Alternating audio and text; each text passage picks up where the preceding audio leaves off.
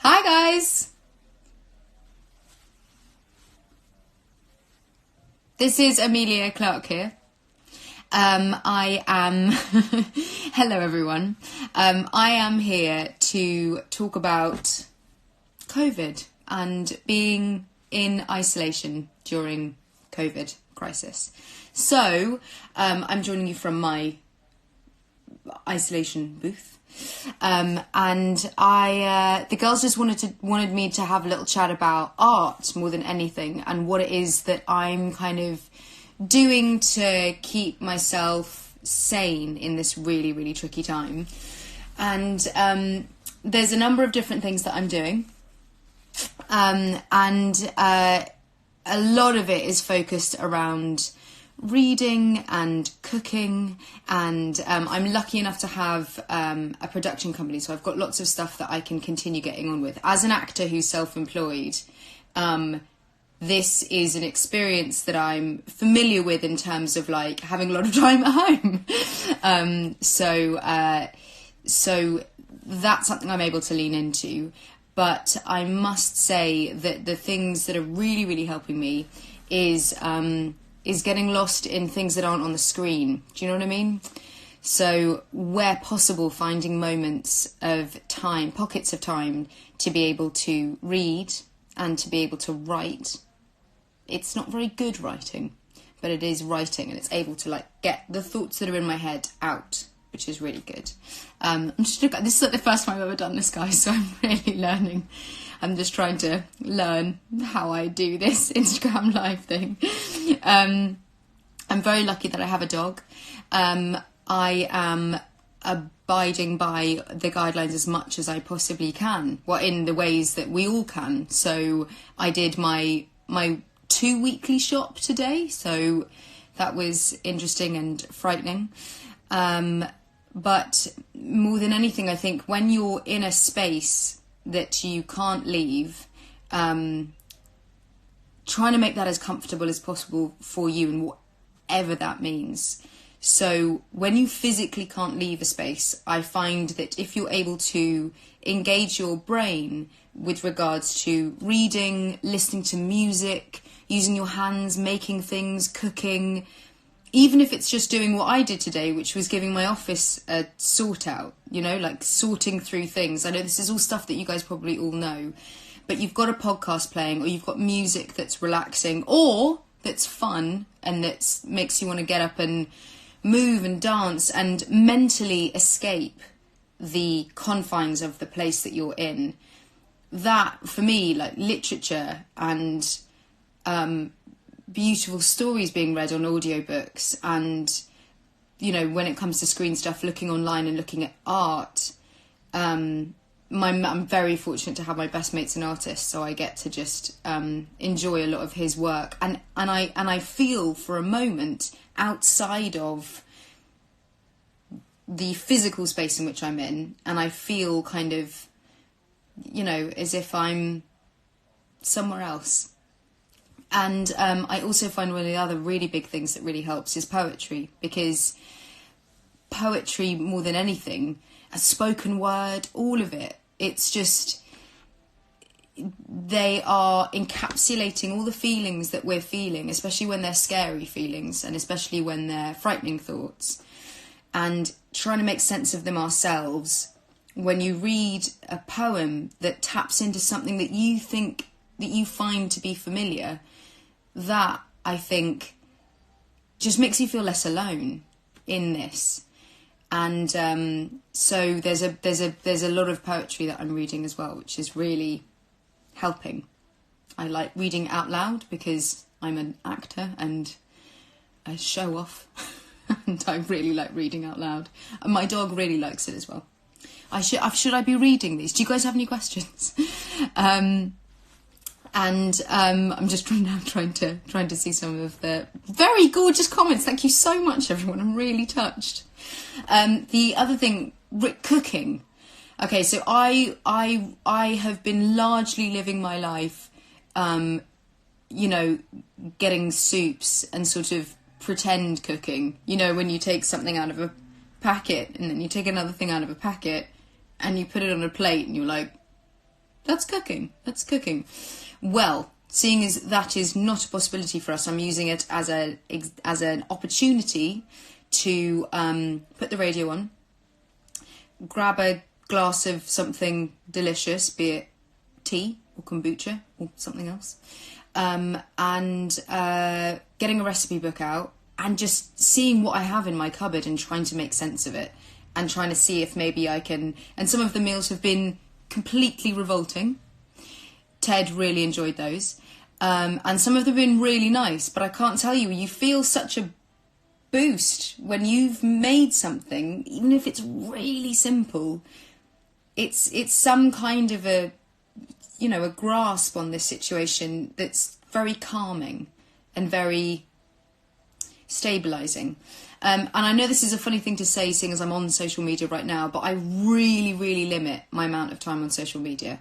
I like to look at the things that bring me joy only. So that's women I admire, people I admire, less news, which I allow myself to have in the beginning of the day and at the end of the day for a short amount of time, lest you get a bit overburdened with the amount of new information that's coming out all of the time. And limit the social media as much as possible, just because you know how sometimes you can lose a day on this incredible thing that we're relying on to connect to each other, which is beautiful.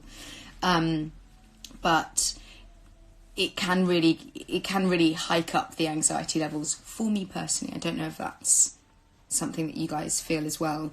And when you do that, I find that the space in which we're confined in is, it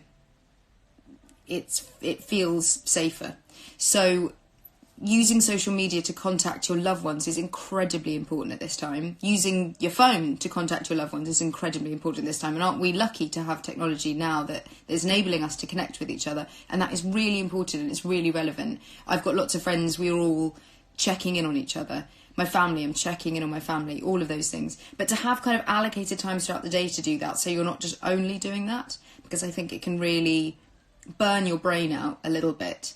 And make sure that you're taking moments, they could even just be 2 minutes, to breathe and to, handle something that brings you joy, calmness, or whack up the drum and bass, hip hop, gospel, opera, classical, any kind of music that just brings a little movement to your soul, I think really, really, really helps. Because no one's looking, so you could take all your clothes off and have a dance, if that's possible. In many people's houses, you're living with a lot of people, which you normally would have the ability to open the door and go for a lovely walk, which we are all able to do once a day, which is glorious, and we're very lucky to have that. Especially in England now, the weather is just incredible, which makes it very difficult looking at it through the window. But finding a small space for yourself and taking a few minutes, I think, is really, really important. The other things that I really think are important to consider, especially for me, is that with my charity, Same You, since this has happened, we've been trying to come up with ideas as to how to help our beloved NHS and to how to help health workers and key workers the world over. And so we're working away on a couple of things that I'll be announcing later on this week, which is really exciting. But I am really enjoying spending that time thinking about how the many ways in which we can help other people, which is another really... It just makes you feel, like you're able to try and grab a hold of this situation that is so difficult for so many people, and do something that is benefiting as many people as possible. And that can be what you guys probably already know, which is finding out vulnerable people in your area And when you're going on that once a day walk, popping a note under their door and with your number or your email address, and seeing if they might need anything or want anything, or if it's friends that you know who have mental health difficulties, checking in on them, really checking in on them. Like one of my mates, I'm going to do a thing for him tomorrow because he's a bit in the dumps with this entire situation. So we're going to cook together, and I'm going to get him and we're going to open our cupboards and see what we have, and we're going to make something together, and then we're going to eat together. So just, trying to connect to as many people as possible in this time is incredibly important, but it's also really important to connect to yourself, because I believe I'm probably not the only person who's been going a million miles an hour before this happened. And being forced to take a moment and be quiet and still is really difficult, but really empowering. If you're